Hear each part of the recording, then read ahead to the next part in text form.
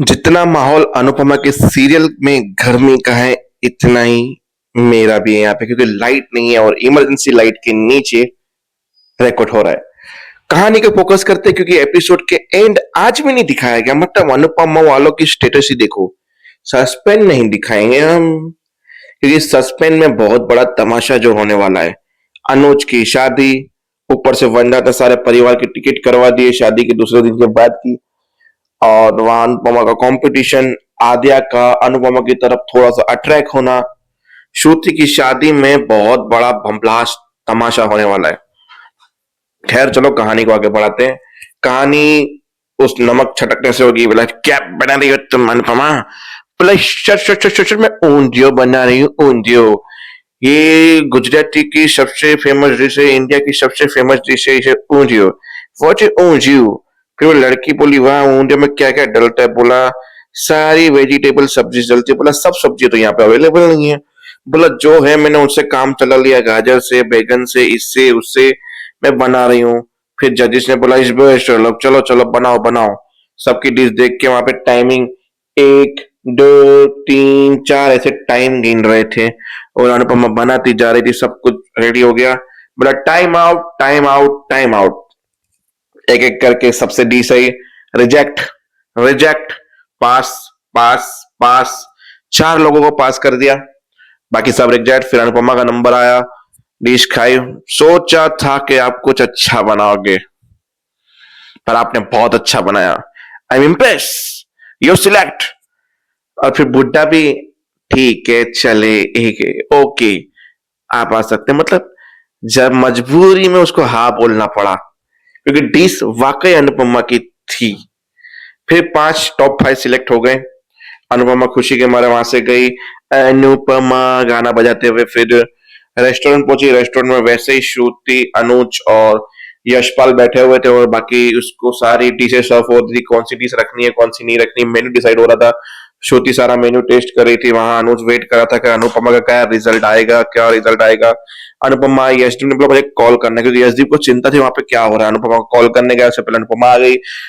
दोनों गले मिले कि मैं पास हो गई नेक्स्ट राउंड के लिए। अनुज भी उठ गई, यार मुझे पता था तुम पास होगी यार, मतलब तुम श्रुति जानती नहीं हो, ये अनुपमा है, अनुपमा ये चाहे वो कर सकती है। तुम्हारा नेक्स्ट राउंड तो अनुपमा फिर वो हफ्ते के बाद आया होगा।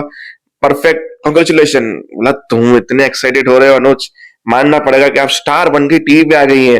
अच्छा वो हमने आपकी कैटरेज जो है पहले ही बुक करवा दी, वरना स्टार बनने के बाद हमें मना कर देती तो। चिंता मत करो श्रुति जी, हम आपको कभी मना नहीं करेंगे, मैं जरूर कैटरेज करूंगी।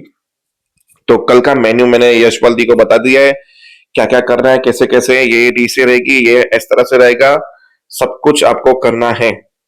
बोला हो जाएगा। फिर वो वहां से निकल गए। फिर अनुपमा घर पे गई। वहां पे यशपाल कैसे बोलेगा कल जो शादी की तैयारी करनी, पर कल इस रेस्टोरेंट के ताला भी लगने वाला है।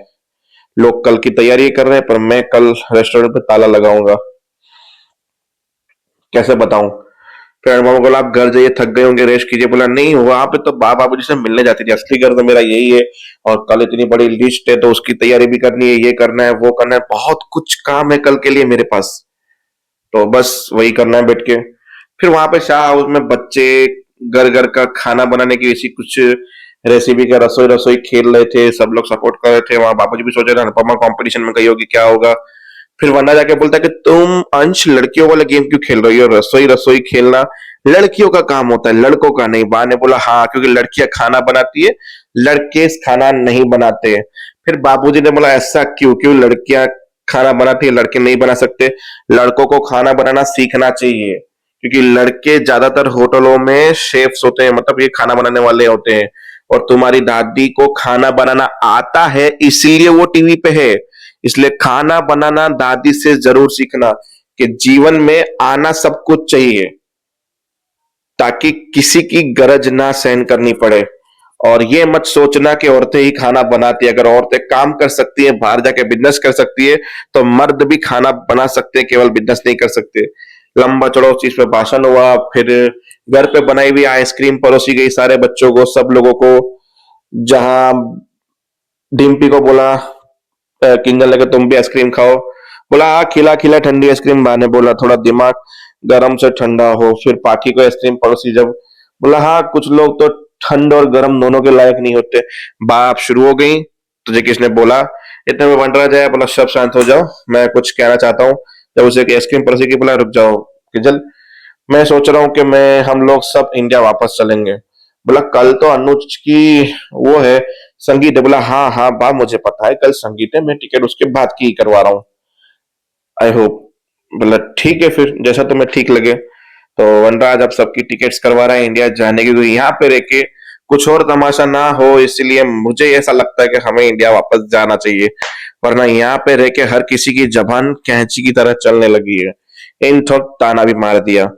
तो बस एपिसोड खत्म हो जाता है अनुपमा के उस सीन पे, जो घर पे बैठी है सोच रही थी कल क्या होगा।